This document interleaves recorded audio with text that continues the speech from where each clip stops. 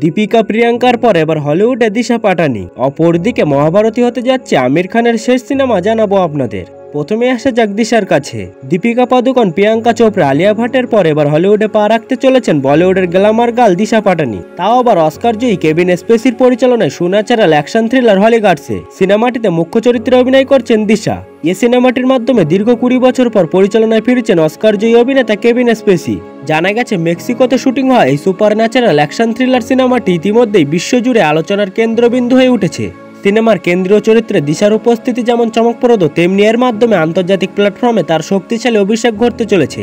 এই সিনেমাটি মূলত একটি পরিকল্পিত ফ্র্যাঞ্চাইজির প্রথম কিস্তি, যার নাম স্ট্যাটিকার্স ভার্সেস হলিগার্ডস। সিনেমাটিতে রহস্যঘেরা অতিপ্রাকৃত অ্যাকশন এবং চরম উত্তেজনা থাকবে। অপরদিকে আমির খান সম্প্রতি তার বহুল প্রতীক্ষিত সিনেমা সিতারে জামিন পারের মুক্তির জন্য প্রস্তুতি নিচ্ছেন। তবে এরই মধ্যে তিনি তার স্বপ্নের মেগা প্রজেক্ট মহাভারত নিয়েও প্রস্তুতি নিচ্ছেন। দীর্ঘদিন ধরেই মহাভারত নির্মাণের কথা ভাবছেন আমির, আর সেই ভাবনা সত্যি করতে যাচ্ছেন এই মেগাস্টার। তবে এটা কি হতে যাচ্ছে আমিরের শেষ সিনেমা? এমনই আভাস মিলল অভিনেতার কাছ থেকে। সম্প্রতি একটি সাক্ষাৎকারে আমির জানিয়েছেন যে তিনি মহাভারত নিয়ে কাজ শুরু করার কথা ভাবছেন, কিন্তু একই সাক্ষাৎকারে তিনি ইঙ্গিত দিয়েছেন যে এটিই হতে পারে তার শেষ ছবি। রাজ সামানিকে দেওয়া একটি সাক্ষাৎকারে আমির খান তার ব্যক্তিগত ও পেশাগত জীবন সম্পর্কে আলোচনা করেছেন।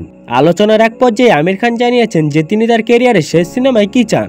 আমির বলেন, মহাভারত এমন একটি গল্প যা আমি সবসময় জীবন্ত করতে চেয়েছি।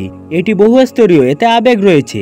বিশ্বে যা কিছু আপনি জানতে চান তা আপনি মহাভারতে পাবেন। একই সাক্ষাৎকারে আমির নিজের অভিনয়ের সমাপ্তিরও ইঙ্গিত দিয়েছেন বলে মনে করছেন নেটিজেনরা। যখন আমিরকে জিজ্ঞাসা করা হয় যে মহাভারত কি তার শেষ সিনেমা হতে পারে কিনা, তখন তিনি বলেন, হয়তো এটি করার পর আমার মনে হবে যে আমার আর কিছু করার বাকি নেই।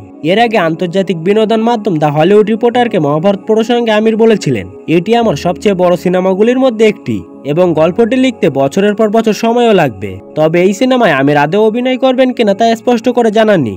আমিরের মতে যোগ্য লোককেই নেওয়া হবে। তার কাছে এটা শুধু একটি সিনেমা নয়, জীবনের সঙ্গে জড়িয়ে থাকা সমাজের একটি অধ্যায়, যা আর একবার পর্দায় বৃহৎ পরিসরে আনতে চান আমির খান।